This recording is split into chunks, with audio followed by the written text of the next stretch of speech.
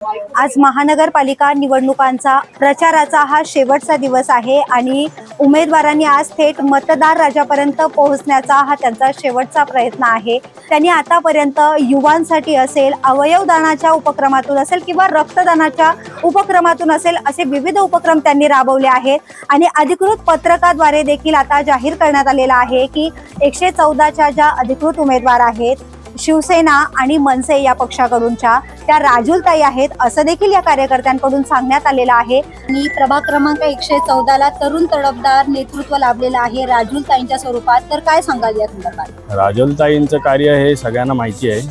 राजुलताईंनी आजपर्यंत तरुणांना आणि त्याच देखील वयोवृद्धांनाही ज्या गोष्टी लागतात त्या सगळ्या केलेल्या आहेत आणि आता तर चित्र दिसतंच आहे, विजय तर राजुलताईंचा म्हणजे निश्चितच आहे आणि आम्ही ते घोषित केलेलं आहे। राजुलताईंना सपोर्ट आहे सगळ्यांचा आणि 16 तारीखला सगळ्यांना चित्र दिसेलच। तर काय सांगाल आता या शेवटच्या क्षणी?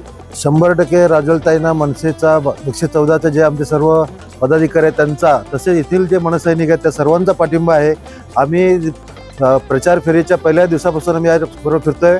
प्रचंड प्रतिसाद राजुलताईंना भेटलेला आहे, कारण राजसाहेबांनी सांगितलेलं आहे की ही जी वेळ आहे अतिशय महत्त्वाची वेळ आहे। ह्या वेळेला सर्व मराठी बांधवांनी ते कोणत्याही पक्ष असेल ते एकत्र आले पाहिजेत आणि जर ज्या ठिकाणी राजसाहेबांनी उद्धव साहेबांनी स्वतःहून काल पण सांगितलेलं आहे की मुंबईवरती काय संक्रांत आलेली आहे, काय संकट आलेलं आहे, त्यामुळे या भांडूपमधील 114 नक्कीच मतदार बंधू या ठिकाणी विचार करतील। जे बीजेपीला जे मतदान होणार नाही याची दक्षता घेतील, कारण अपक्ष किंवा जे बीजेपी असेल किंवा कुठले जे एकनाथ शिंदे गट जे असेल त्यांना मतदान म्हणजे हे बीजेपीला मतदान आहे आणि बीजेपीला मतदान म्हणजे मुंबई गिळणाऱ्यांना मतदान आहे, मुंबईचा महापौर त्यांना बसवायचा आहे। म्हणून ही भांडूपमधील 114 जनता जे मतदार आहेत सुज्ञ आहेत आणि ते 100% राजुलताईंना मतदान करतील याचा आम्हाला 100% खात्री आहे। आणि आम्ही जो प्रचार करतो लोकांचं एकच मत आहे की आम्हाला या ठिकाणी मुंबईमध्ये मराठी माणूस टिकवला पाहिजे आणि ते 16 तारखेला आपल्याला चित्रण दिसेल। समाजकार्य असो किंवा साई पालखी, राजुलताई सगळीकडे असतात। जसं की कोणतंही सुख दुःख असलं तरी सगळ्यांच्या सुख दुःखात ती साथ असते। जसं की आता लॉकडाऊनमध्ये त्यांनी आपलं हे घेतलं ब्लड डोनेशन कॅम्प वगैरे, किंवा त्यांचे जे आता हे चालू आहेत प्लॅनिंग्स अवयवदानवालं। जसं की आता मी कालच व्हिडिओ बघितला, त्यामध्ये एका पोरीला ती 12 वर्षाची असताना 400 वॉटचा शॉक लागलेला, तर तिचा तेव्हा हात गेलेला राईट हँड। तर ताईंच्या या अवयवदानाचा जो ती कॅम्प चालवते त्याच्यामुळे त्या पोरीला हेल्प झाली आणि तिला तो राईट हँड परत भेटला।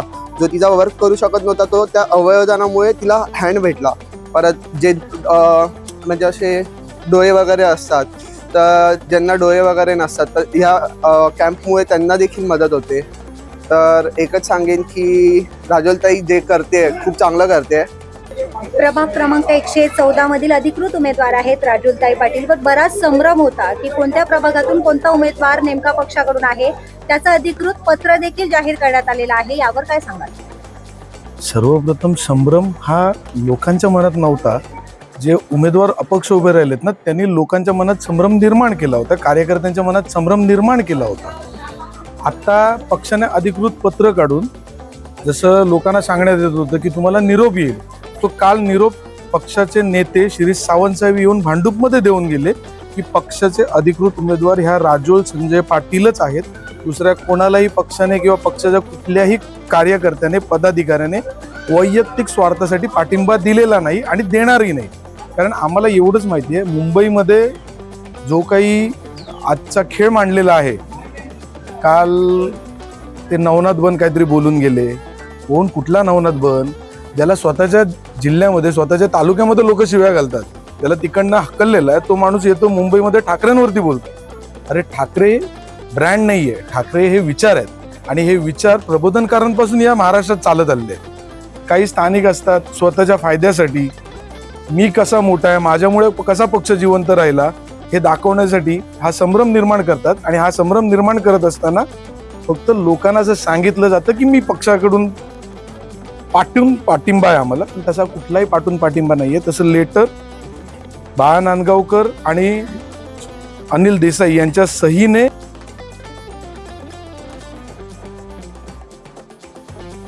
आणि आता विषय आला राजुल पाटील यांचा।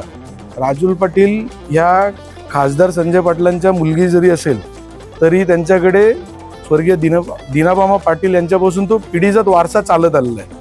खासदाराची मुलगी म्हणून त्या कधी कुठे मिरवल्या नाहीत की मी खासदाराची मुलगी आहे, कधी कुठे हक्क दाखवला नाही.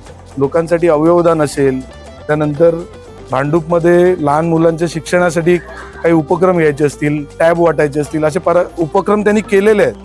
हे करत असताना त्यांनी कधी कुठला पक्ष बघितला नाही. कोविड काळामध्ये विविध प्रकारचे सहायता निधी त्यांनी केलेले आहेत, उभे केलेले आहेत. स्वतःच्या आईच्या वाढदिवसाच्या निमित्त त्यांनी कोविडमध्ये रक्तदान शिबिर घेतलं. ज्यावेळेला रक्ताची कमतरता होती त्यावेळेला भांडूपमध्ये रक्तवीर भांडूपकर म्हणून एक संस्था उदयास आली.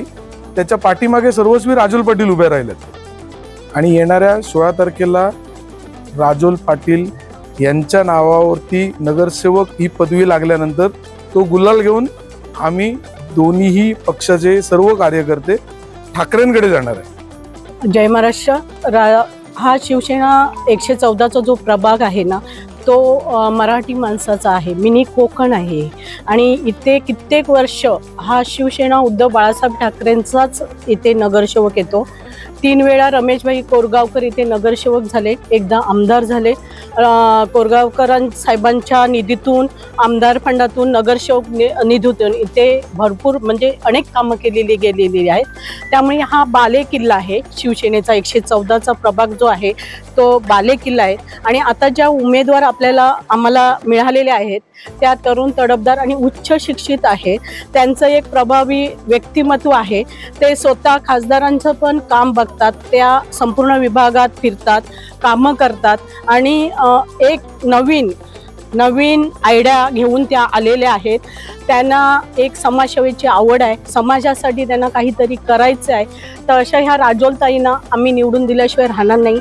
राजोलताई नंबर 1ला निवडून येणार आणि त्यांची निशाणी मशाल आहे. मशालीचं 2 नंबर बटन दाबावं आणि आमच्या राजोलताईंना प्रचंड मताने विजयी.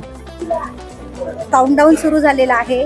प्रचाराचा शेवटचा दिवस आहे. 16 जानेवारीला निकाल लागणार आहे. काय सांगाल राजोलताई यांच्याबाबत? 16 तारखेला निकाल हा जाहीर झालेला आहे. या विभागाची नगरसेविका म्हणून राजोलताई 1001% निवडून येणार. कारण जेव्हापासून प्रचार चालू झाला आहे, जेव्हापासून चालू आहे तेव्हापासून या प्रचार रॅलीमध्ये आम्ही आहोत. लोकांचा उत्स्फूर्त प्रतिसाद आहे. कारण राजोलताई तरुण आणि तडफदार आहे. त्या काही नसताना त्यांनी खरंच काही ज्या उपक्रम केले आहेत, म्हणजे तुमचं योगदान, आपले डोळे दान देणं, जे अवयव दान देणं, हे कोणी अजूनपर्यंत ह्याच्या अगोदर पण अजून एवढी वर्ष मी राजकारणात आहे पण असा उपक्रम कधीच कोणत्याच राजकीय नेत्याच्या मुलींनी कोणी केला नाही.